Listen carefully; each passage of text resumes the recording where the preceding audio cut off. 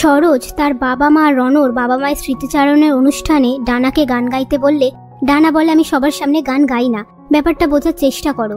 সবাই অনেক করে বললে ডানা রাজি হয় না। তখনই রনর বাবা সরোজকে বলে আজ তো তুমি সবার জন্য স্মৃতিচারণের অনুষ্ঠানের আয়োজন করেছো, তুমিই গান গাও। তোমার মা প্রীতিলতা খুব সুন্দর গান গাইতো, তুমি তোমার মায়ের গানটা গাও। পাশ থেকে ডানা বলে হ্যাঁ তুমি গানটা ধরো, আমিও গলা মেলাবো। এরপর সরোজ গান গাইতে থাকে।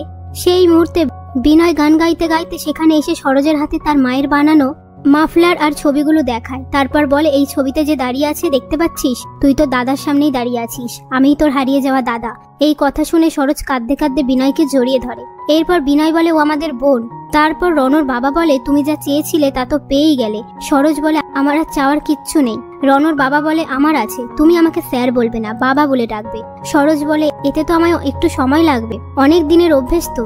এসব কথার মধ্যে রনর বাবা বলে তোমার আর রনর থেকে একটা জিনিস চাওয়ার আছে, আমি চাই তোমাদের রিসেপশন পার্টিটা হোক। পাশ থেকে রন বলে এসবের কোনো দরকার নেই, কিন্তু বাড়ির লোক এতে রাজি হয় না। কথায় কথায় বিনয় সবার সামনে বলে আমার একটা কথা বলার আছে, আমি ডানা ম্যাডামকে বিয়ে করতে চাই। এ কথা শুনে সবাই অবাক হয়ে যায়। এরপর ডানা বলে তুমি সিরিয়াস? বিনয় বলে ডানা ম্যাডাম আমাকে অনেকবার বলেছিল, কিন্তু আমি তখন অতটা ভেবে দেখিনি, ওনার প্রতি আমার একটা ফিলিংস আছে। ডানা বলে আমি রাজি।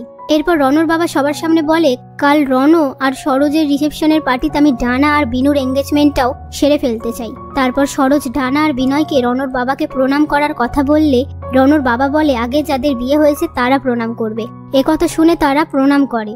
এরপর ডানা আর বিনয় রনর বাবাকে প্রণাম করে। সেই মুহূর্তে অর্ণব বলে জার্মানির একটা কলেজে আমি ভালো অফার পেয়েছি, আমি কদিনের মধ্যেই ওখানে চলে যাব। রন বলে আমরা সবাই কতদিন পরে এক হলাম, তুই কোথাও যাবি না, তুই এখানেই থাকবি। অর্ণব বলে আমি দূরে চলে গেলেও তোদের সাথে যোগাযোগ রাখবো, এরকম অফার কোনো দিনও পাবো কিনা জানি না, আমাকে আটকাস না, প্লিজ যেতে দে।